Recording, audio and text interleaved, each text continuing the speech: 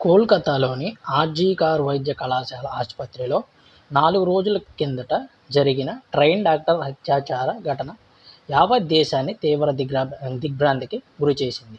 అత్యంత పాశవికంగా ఆమెపై అత్యాచారానికి తెగబడ్డారు. ఈ ఘటనపై దేశవ్యాప్తంగా ఆందోళనలు కొనసాగుతున్నాయి. సోమవారం నుంచి ప్రభుత్వ ఆసుపత్రుల్లోని వైద్యులు నిరవధిక సమ్మెను కొనసాగిస్తున్నారు. ఈ కేసులో ఓ నిందితుడిని పోలీసులు అరెస్ట్ చేశారు. అయితే ఇది కేవలం అత్యాచారం కాదనే వాదన వినిపిస్తుంది. కోల్కతాలో ఆర్జీ కర్ మెడికల్ కాలేజీ ఆసుపత్రిలో జూనియర్ రెసిడెంట్ డాక్టర్ అత్యాచార ఘటనలో విస్తుగొలిపే వాస్తవాలు వెలుగులోకి వస్తున్నాయి. వైద్యురాలిపై సామూహిక అత్యాచారం జరిగినట్టు డాక్టర్ సువర్ణ గోస్వామి సంచలన వ్యాఖ్యలు చేశారు.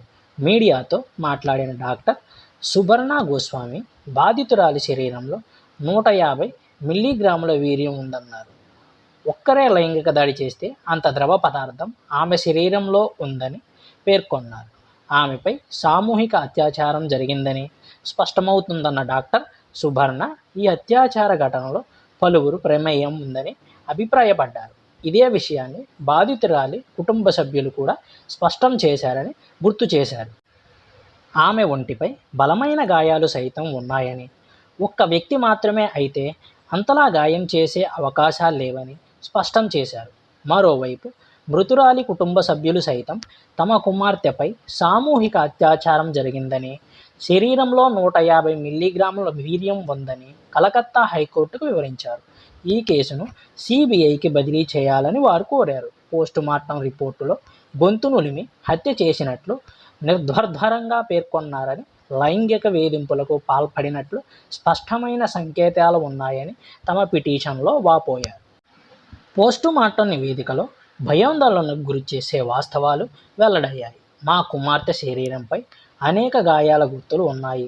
ఇది క్రూరమైన హింసాత్మక దాడిని సూచిస్తుంది. తలను బలంగా గోడకు లేదా నేలకు తాకించినట్టు సంకేతాలు ఉన్నాయి. చెవులు, పెదవులపై గాయాలు, మెడపై పంటితో కొరికిన గుర్తులు ఉన్నాయి అని పేర్కొన్నారు. తమ కుమార్తె సామూహిక అత్యాచారం మరియు హత్యకు గురైనట్లు సాక్ష్యాధారాలు స్పష్టంగా సూచిస్తున్నప్పటికీ ఇతర నేరస్తులను అరెస్ట్ చేయడానికి ఎటువంటి చర్యలు తీసుకోలేదని, ఇది ఒక వ్యక్తి మాత్రమే చేయగలే నేరం కాదని బాధిత కుటుంబం వాపోయింది.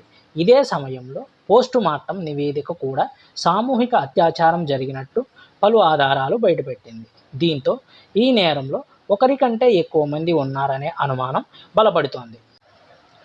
ఆగస్టు 8న నైట్ డ్యూటీలో ఉన్న వైద్యురాలిపై ఆ రోజు తెల్లవారుజామున 2 నుంచి 3 గంటల మధ్య అత్యాచారానికి పాల్పడిన కామాంధుడు అతి దారుణంగా ప్రాణాలు తీశాడు. మర్నాడు ఆగస్టు 9 తేదీన సెమినార్ హాల్లో నగ్నంగా పడి ఉన్న ట్రైనీ డాక్టర్ మృతదేహాన్ని ఆసుపత్రి సిబ్బంది గుర్తించారు. ఈ ఘటనకు సంబంధించి ఇప్పటికే సంజయ్ రామ్ అనే పౌర వాలంటీర్ను పోలీసులు అరెస్ట్ చేశారు. ఇప్పటికే ఈ కేసును సిబిఐకి బదిలీ చేయాలని కలకత్తా హైకోర్టు మంగళవారం ఆదేశించింది. మరోవైపు ఈ ఘటనకు నిరసనగా బుధవారం అర్ధరాత్రి కోల్కతాలో మహిళలు వినూత్న ఆందోళనకు పిలుపునిచ్చారు.